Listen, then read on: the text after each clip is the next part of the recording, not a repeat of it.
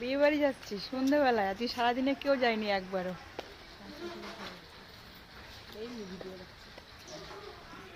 এই যে নিতবর চলে এসেছে কালকে, এখন আমি যাচ্ছি, কাকি শাশুড়ি যাচ্ছে, আরগুলো সবই ওখানে প্রায় আছে, আর কেউ যাবে না। কালকে আমাদের সোনায় আবার শরীর খারাপ হয়ে গেছে বাসে চলে এসে। আমরা সবাই যাচ্ছি। এখনো কত দূর বললো দাদারা রয়েছে, হাফ রাস্তা চলে এসছে, হাফ রাস্তা চলে এসছে, মানে বড় বউ আসছে সবে,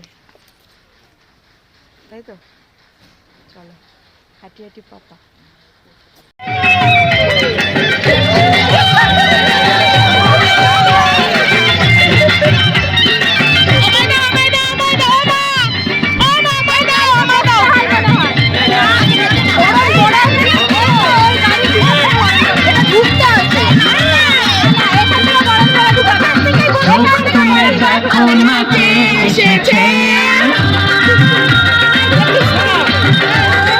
নতুন করে আবার বিয়ের সময় বেজেছে।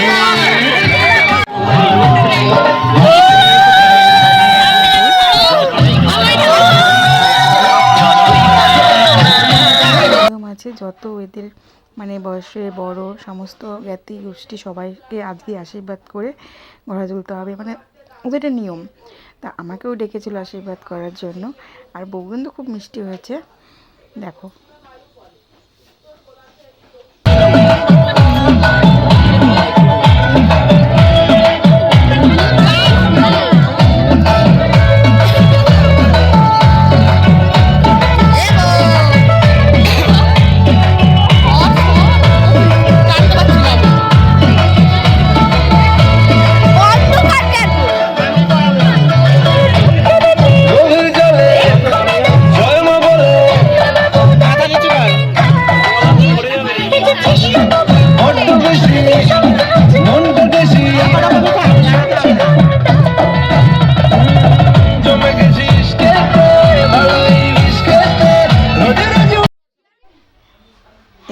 এখানে দেখো বউকে ঘরে ঢুকতে দেবে না, সেই জন্য গেট ধরে সব দাঁড়িয়ে আছে, সব ননদ দিদি বোন সব একসাথে, মানে কি বলবো, ওদের দাবি মানতে হবে, ওরা কিছুতে গেট ছাড়ছে না। আর বউটা অনেক দূর জার্নি করে এসছে, বলছে গেটটা ছেড়ে দিতে।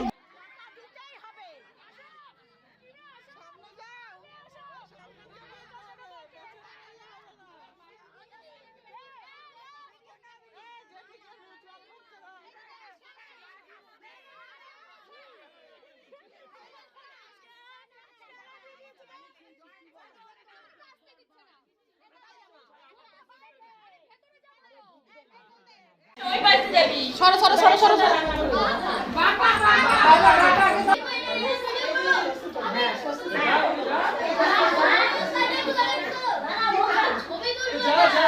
সামনে আসো সামনে আসো। ওখানে তাকাও।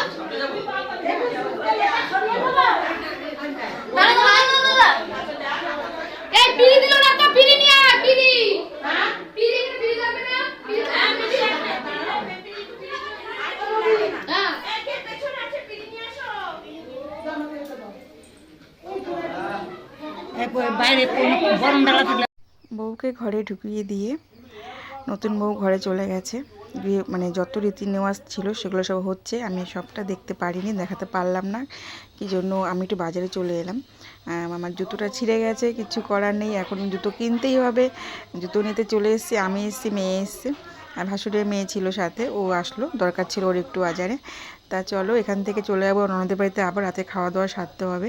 কিন্তু রাতে খাওয়া দাওয়া সারতে গিয়ে কি বলবো, আমার মানে মাথাটা গরম হয়ে গেছে। বাড়িতে এত লোকজন, কেউ কিন্তু খাওয়া দাওয়ার দিকে যায়নি। আমি গেছি খেতে, আমাকে খেতে মানে খেতে নিজে খেতে গেছি, কিন্তু আমাকে অলরেডি বললো তুমি খেতে দাও। মানে খুব খারাপ লাগলো ব্যাপারটা, যে আমি এই জন্যই বেশি এখানে থাকছি না, দূরে দূরে থাকি। তো চলো এখন আমি আমার ছেলে মেয়েদের খেতে দিয়ে সোজা বাড়ি চলে যাবো। আমাদের টোটো অলরেডি চলে এসেছে।